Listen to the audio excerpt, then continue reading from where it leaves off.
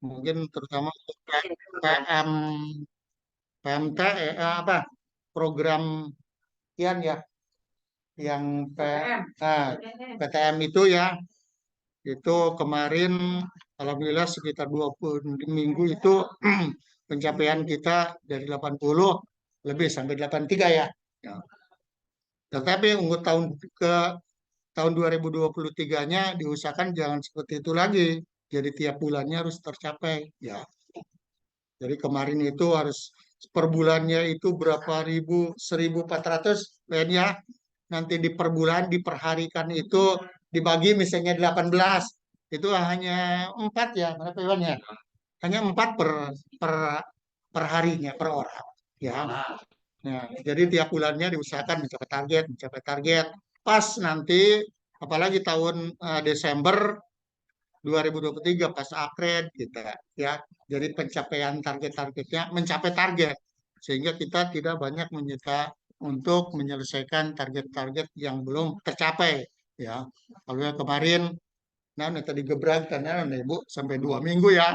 Kemudian seminggu selesai tapi ditambah lagi ya. Mudah-mudahan untuk kedepannya semua program ya itu mencapai target. Jadi pada hari ini, siang hari ini ya nanti disilahkan kepada apa pemegang program dari BOK kan ya per bulannya ada ya itu dari BOK dulu dari UKM dulu ya. Nah, nanti disilakan kepada UKM ya untuk menyampaikan hasil pencapaiannya, kemudian usulan atau penyusunan untuk tahun ke 2023-nya, 2023-nya ya. Nah, setelah itu nanti menyusul ke yang lainnya. Untuk menyita waktu disilakan kepada Ibu Ena. Mari, iya pindah deh. Pindah. Misalkan penggunaan di dinyatakan tidak sampai. Alhamdulillah, terima kasih Bapak PU untuk penyampaian atas panduannya dan teman-teman semangat untuk mencapai target akreditasi kita. Semoga paripurna bisa nggak sih? Paripurna di dan siap untuk segala suka dukanya untuk ke depan setahun ke depannya. Oke, selanjutnya acara kita adalah evaluasi kinerja UKM yang akan dipandu oleh Bu Ena. Kepada Nurse Ena Nurjana S. Nurse dipersilakan. Baik, terima kasih. Assalamualaikum warahmatullahi wabarakatuh. Waalaikumsalam warahmatullahi wabarakatuh. Selamat pagi, selamat siang teman-teman semuanya. Yang terhormat Ibu Kapus dan Kepala Tata Usaha dan teman-teman pengelola program juga pelaksana UKM. Saya ucapkan terima kasih atas kehadirannya. Sebetulnya ini agendanya agenda UKM ya. Agenda UKM, cuma memang kita kalau akreditasi saling keterkaitan gitu. Harusnya agenda ini keluar dari admin, cuma karena repot ya banyak kegiatan dituntut ada akhir tahun banyak ini, jadi agenda ini keluar dari UKM nggak apa-apa. Jadi nanti kita berproses aja, tinggal disesuaikan dokumennya. Mungkin di sini untuk mempersingkat waktu, saya akan mencoba men-share hasil capaian kinerja UKM. Ini mohon maaf sebetulnya belum sempurna karena saya juga menunggu laporan dari teman-teman walaupun udah spreadsheet gitu ya. Memang agak susah juga Bu. Mungkin udah paham lah baru di rumah kumaha di baros gitu ya rada hese. Tapi nggak apa-apa. Semua berproses, semua punya kemungkinan untuk jadi lebih baik. Begitu juga kita bisa insya Allah kalau kita mau mencoba. Ya, kita mulai aja ya. Ini saya coba bikin walaupun tidak sampai selesai. Insya Allah sih ada yang bisa kita evaluasi dari hasil kegiatan kita di tahun 2022. Laporan kinerja UKM Puskesmas Baros tahun 2022. Ini pokok bahasannya yang akan ada di sini sebetulnya ada 4 ya. Siap-siap ya. Ya, 10 menit ya teman-teman, siap-siap login lagi. Jadi nanti yang dibahas adalah yang pertama indikator capaian kinerja UKM tahun 2022, kemudian analisis capaian, rencana usulan kegiatan dan kesimpulan. Buat teman-teman pengelola program, ini sebetulnya harusnya dibuat oleh masing-masing pengelola program. Cuma karena berhubung kita masih belum familiar ya, saya coba sih mencari dari berbagai sumber seperti apa sih kita tuh akhir tahun tuh harus bikin apa aja selain laporan tiap bulan, laporan tahun kan biasanya itu aja. Nah, standar akreditasi ini mensyaratkan atau mewajibkan hasil kinerja kita dievaluasi dan dianalisis. Itu ada di RPS kemarin. Catatan dari surveyor bahwa kita ada hasilnya, cuma tidak dianalisis dengan benar gitu. Dengan benar itu sesuai dengan panduan yang ada. Kalau kita ada di manajemen Puskesmas, SK-nya ada, PMK-nya ada, kalau nggak salah PMK 43 tahun 2016. Yang sekarang dipakai ya? Ya, itu yang sekarang dipakai. Langsung aja teman-teman, ini untuk pertama indikator dan capaian kinerja UKM tahun 2022. Untuk UKM esensial ya, UKM utama. Kemudian untuk pelayanan kesehatan keluarga, yang pertama program atau pelayanan kesehatan ibu, karena di standar akreditasi yang baru nama program itu diubah menjadi namanya pelayanan. Jadi kalau kita ngomong pelayanan berarti ngomong program gitu ya.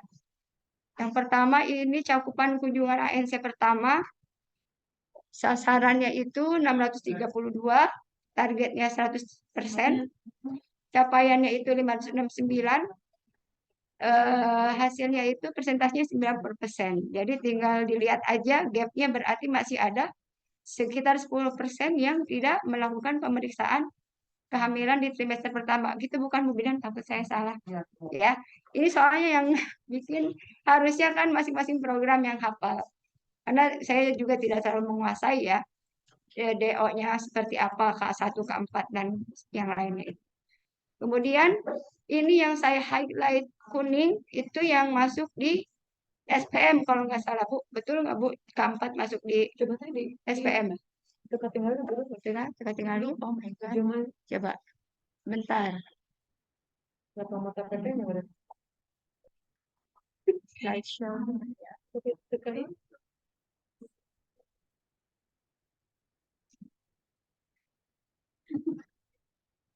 Kelihatan nggak? Dan Ya. Oke. Tadi sampai mana? Tolong ini saya juga karena belum terlalu menguasai apakah betul ini jadi SPM atau tidak. Nanti kita tinggal edit aja. Ya. Yang cakupan pelayanan ANC keempat sesuai standar itu hasilnya adalah 475.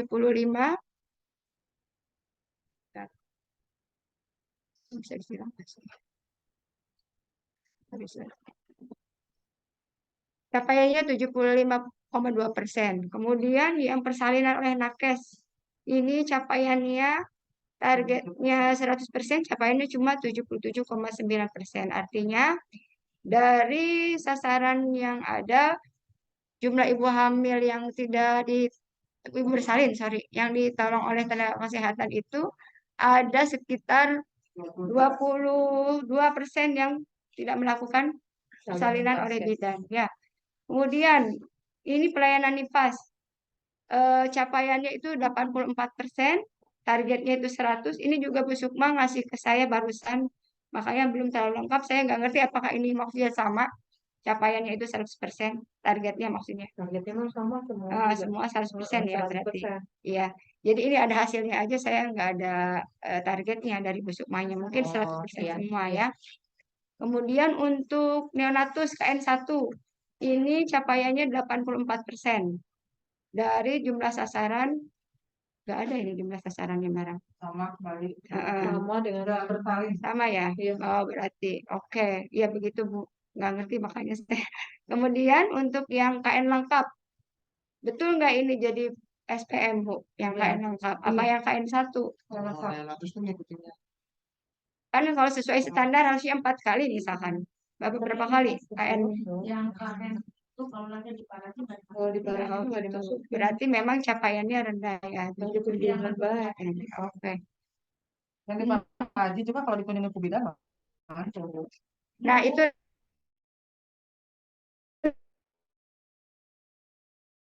nanti silakan ya. Kayak Bapak. Berarti Ini ada kewajiban tadi kuncinya. Ya, tadi harus ada. lanjut ya. Kemudian cakupan komplikasi kebidanan yang tertangani ini targetnya 100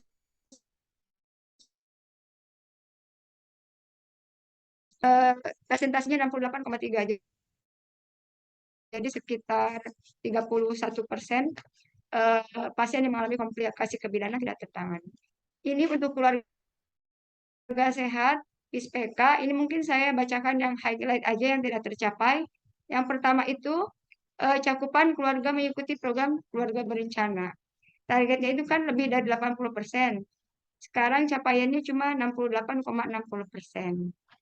Kemudian cakupan ibu melakukan persalinan di fasilitas kesehatan. Di sini 78,46 nggak jauh ya, berarti kan ya.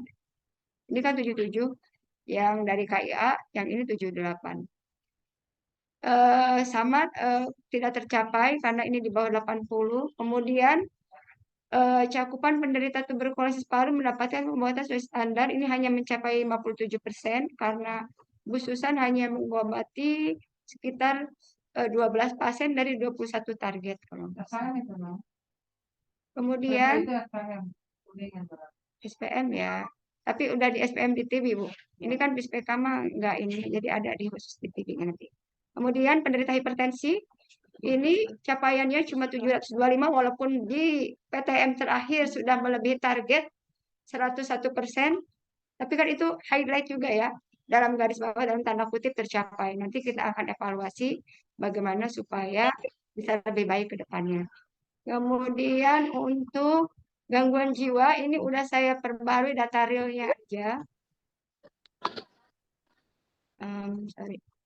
Data realnya kalau di PISPK itu dia masih 3,41% capaiannya karena aplikasinya memang bermasalah. Tapi ini realnya yang mendapatkan pengobatan sesuai standar itu 25%.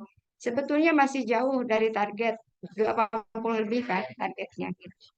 Kemudian anggota keluarga tidak merokok ini masih sangat jauh sekali dari target. Capaiannya cuma 31,45. Nah, kemudian yang JKN ini baru 49,63% dari target 80% lebih. Ini bisa dikarenakan mungkin karena memang standar PISPK itu berbeda dengan kabupaten. Kalau PISPK itu kan satu keluarga itu harus punya semua. Kalau ada salah satu tidak punya itu dihitungnya tidak punya gitu. Kemudian yang terakhir ini cakupan indeks keluarga sehat kita ada di posisi 18%. Artinya 18% keluarga di wilayah kita itu termasuk sehat. Sisanya 82% masih dalam kategori tidak sehat dan prasehat. Ini juga jadi PR, tapi saya selalu optimis karena walaupun 18% ini ada peningkatan dari 2017. Nah, berkaitan dengan PISPK yang ke depan nggak ada, nanti mungkin kita kondisikan kembali bagaimana ini supaya tetap tercapai, walaupun anggarannya tidak ada. Mungkin seperti itu. Apa sih yang nggak bisa ya? Yang penting. Oke, lanjut ya. Ini imunisasi karena berhalangan Budiannya sakit. Punten Bu Ena, waktu Ya. kita tersisa tinggal 1 menit lagi. Ini akan dibuat Zoom baru ya. Kalau udah dibuat sama Pak Mufti, siap-siap akan ya. bergabung di Oke. Zoom yang baru. Udah di-share Teman-teman, belum di grup? nanti kita pindah ke Zoom. Oke. Saya akhiri di sini. Nanti Beralih dulu ya, teman-teman. Tapi ikutin. Yang Bu Nuri itu ya.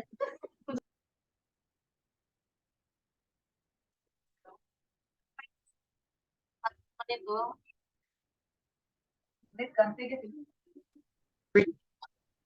Lama-lama kan kita terbiasa nih. Kemarin masih apa gitu ya. Apa yang nanti lakukan lebih.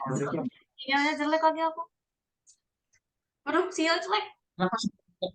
Karena program gratis ya. Iya. program promo. Ini yang baru bukan sih?